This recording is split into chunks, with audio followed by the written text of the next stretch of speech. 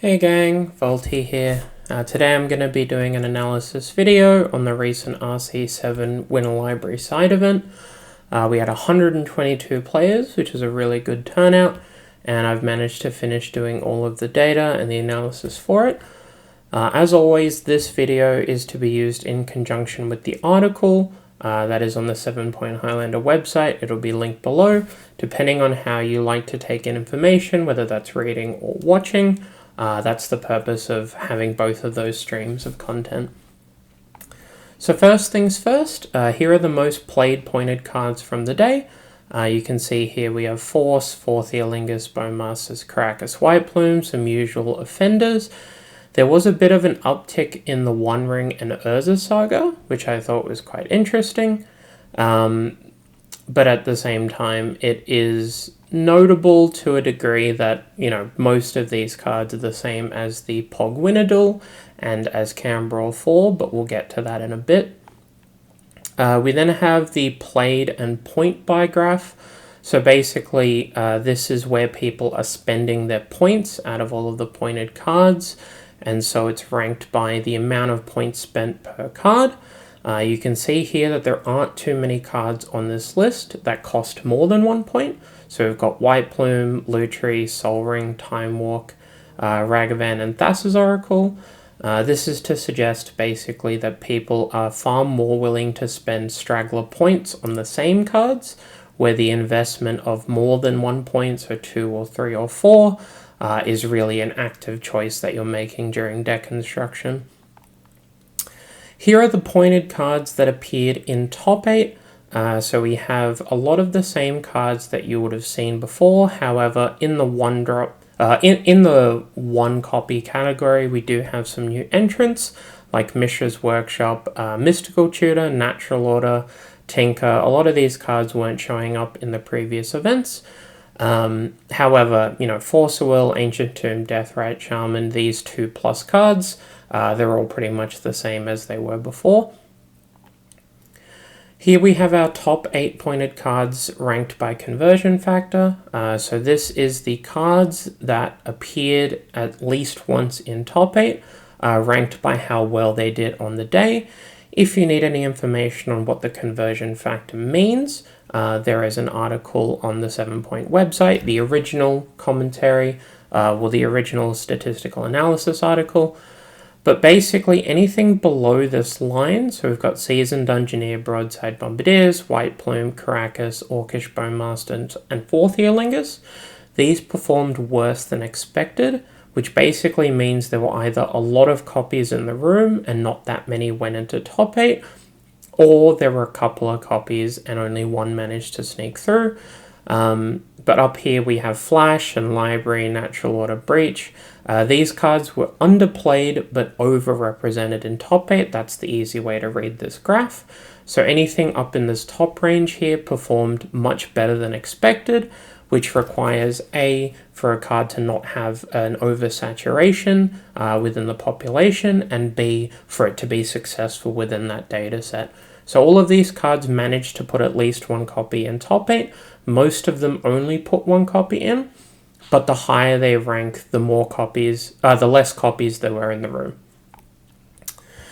This slide is to talk about some of the findings from this event. So as previously mentioned in the Pog Winadil video, we do have some uptick in the combo decks that are appearing in the format.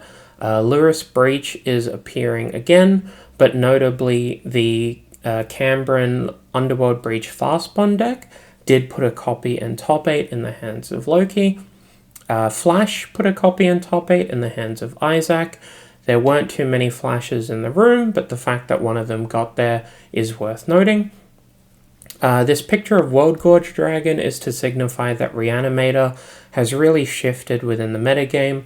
A lot more people are willing to experiment with bringing back World Gorge Dragon and finding some way to go infinite. This leads to an overperformance in certain cards like the White Soldier that makes soldiers. But in Isaac's deck specifically, for example, it had a Flash Hulk package, it had a World Gorge Dragon package, as well as a Nadu package, which was part of the Flash Hulk package. So it's something that I'll be keeping in mind.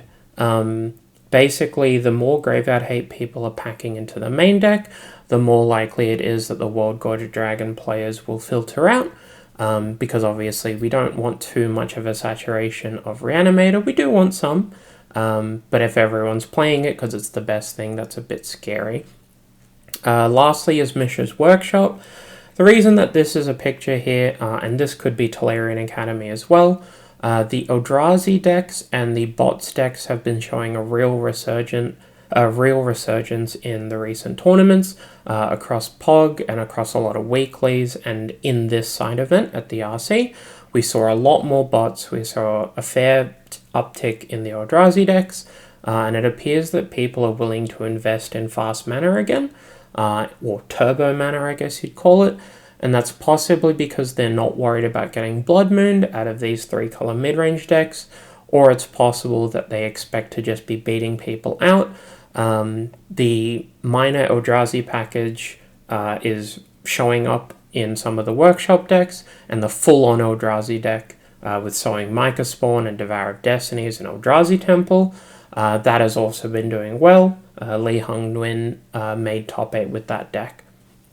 So it's something to keep an eye out here, that in terms of the general shift in the metagame, we are seeing a resurgence in some of the combo decks that people have access to.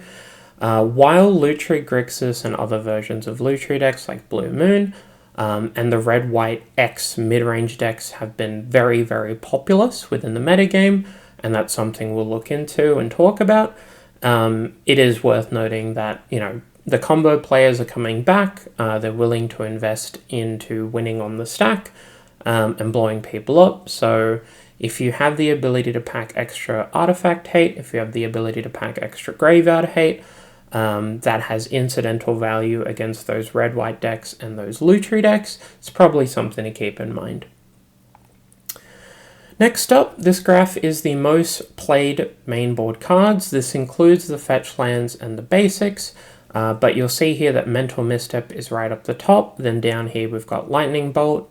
Notable in this event, Fable of the Mirror Breaker overtook Brainstorm, so more people were playing Fable than Brainstorm.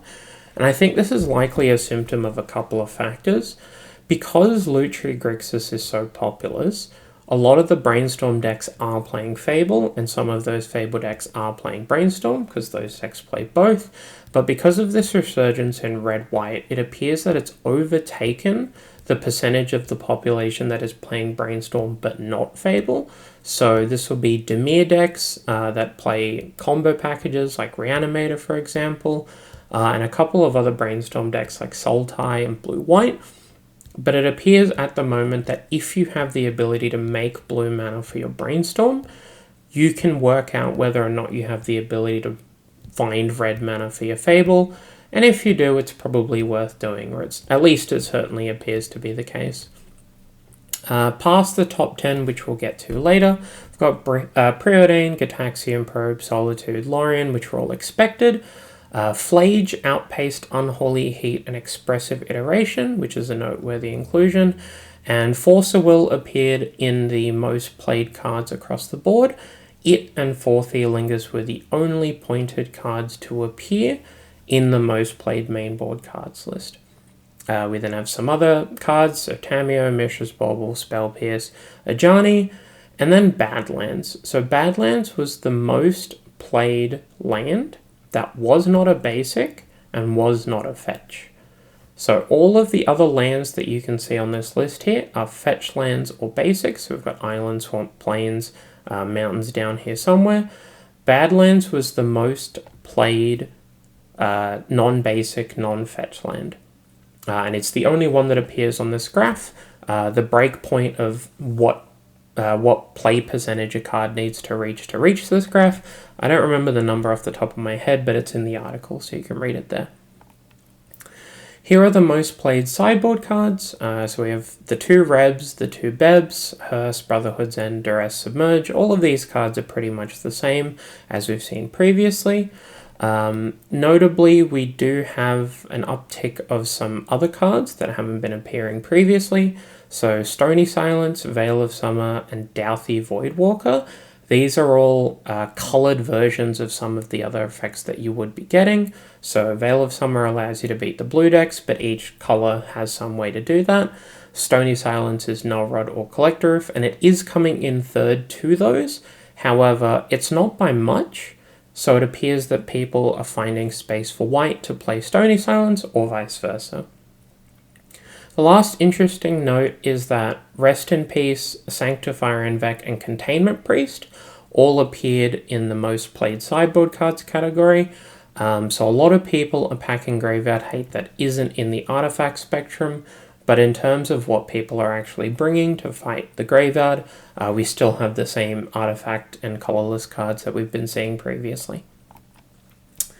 Here are the most played pointed cards in a simple to read format. These are in order, so we have Force of Will, Four Theolingus, Orcish Bowmasters, Caracas, White Plume, Reanimate, Broadside, Deathrite Shaman, Ancient Tomb, and Seasoned Dungeoneer. I'll be talking about these in a moment when we get through these three lists, but a keen eye might notice something interesting about the most played pointed cards when looking at the Plenty of Games Winner Duel and at the Canberra 4 event. Here are the most played mainboard cards from this event. So we've got Misstep, Bolt, Fable, Brainstorm, Swords to Plowshares, Ponder, Thoughtseize, Inquisition, Fatal Push, and Fury. Inquisition and Fatal Push are the new additions. I believe they replaced Gataxian Probe and Preordain, and maybe Mishra's Burble was in the mix across the last two events. And then the most played sideboard cards, which are the 4 Blasts, Unlicensed Hearst as the premium artifact-based Graveyard Hate at the moment, Brotherhood's End, Duress, Submerge. Ghost Vacuum is picking up a lot of steam. It seems to be that people are preferring it to Soul Guide Lantern and Nihil Spellbomb and other effects of this nature. Acting as a second chipping away at the graveyard resource alongside Hearst suggests that people are using their own graveyards more, and they're less inclined to commit resources to eat the whole graveyard at once, whether that's to shrink their Tarmogoyf or their Barragoyf, for example, and wanting to avoid that. And to round it off, we have Ashok Dreamrender. This last slide is what I want to talk about today, most importantly. So we've had 3 events where I've done analysis videos now. So we had Canberra 4, we've had a Plenty of Games Winner Duel, which had 60-ish players, and then the RC7 side event. And across these 3, there have only been 11 unique cards to make up the top 10 pointed cards. So if each of those events had a unique top 10 played pointed cards, we would have a maximum of 30. We have seen 11. So across those 3 events, the 2 of those events had the exact same 10 cards as the top 10 pointed cards, and one of them had 1 card changed. Across the main board cards, we've seen 13 unique cards. Again, this is out of a possible 30, so it is worth noting that the closer these are to 10, the more homogenized the format has become. And out of the top 10 sideboard cards, we've seen 12 unique across 3 events. So out of a maximum possible 90 unique cards, which is obviously very unrealistic, but we'll get to that, we've only seen 36. The minimum possible is 30. So on a range from 30 to 90, we've hit 36, which is shockingly close. Now, in saying this, there are obviously going to be many cards that will appear across these categories, across these events. It is never going to be surprising that Mental Misstep and Lightning Bolt and Brainstorm will be in your top 10 main board cards. It's not going to be surprising that the 2 Rebs and the 2 Bebs are going to appear in the top 10 sideboard cards across each of these events. The noteworthy part is that the pointed cards have all been the same. They've become quite homogenized, and this is actually the least unique category out of the 3. So it appears that people are just willing to invest their points in the same cards either over and over again or with new players entering the format. It appears that they're just willing to sign up with what is good and what is popular. Whether or not this is a bad thing is subject to interpretation. Whether or not this is surprising is subject to interpretation. I would much prefer a format that is closer to the 45 mark or the 50 mark in terms of these metrics. I understand that we're never going to reach 90. That's just not plausible. It's not feasible, not with the way that, Magic cards are made. However, being this close to having the same 10 cards, being the most played cards in each of these three categories across 3 individual events, which were actually in 3 different states as well. So Melbourne, Sydney, Melbourne for the Plenty of Games event, Canberra All 4 was in Canberra, obviously, and the RC7 event was in Sydney. So even across all of that traffic, we're seeing the same cards. Whether or not this is a problem is something that is, I will personally be looking at and I will be reviewing as a committee member. I would like that number to shift. I would prefer more cards to appear. But in general, this is something that I think is a relatively important takeaway from this event and across the other 2 events that are being relevant here. Otherwise, that's the analysis for this particular event for RC7. As mentioned, there will be an article up on the website. I'll link it down below.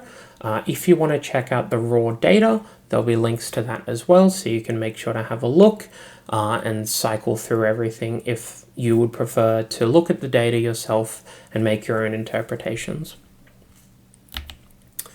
This video was brought to you with the help and support of my lovely patrons and donors, who you can see up here on screen. Without them, very little of this would be possible. For the most part, all of the content that I make around 7 Point Highlander is a passion project, and having people support me is something that is pretty crucial to ensuring the long-term stability of that plan. If you're watching this on YouTube, please do consider subscribing to the channel. It doesn't cost you anything, you'll be notified of upcoming videos, and it really does help out the channel a ton. We recently hit 100 subscribers, which is really exciting, and obviously I'm looking to continue growing the channel and making sure that we've got extended outreach to reach those other corners of the Australian Highlander community. But otherwise, that's it from me, and have a good day. Voltie out.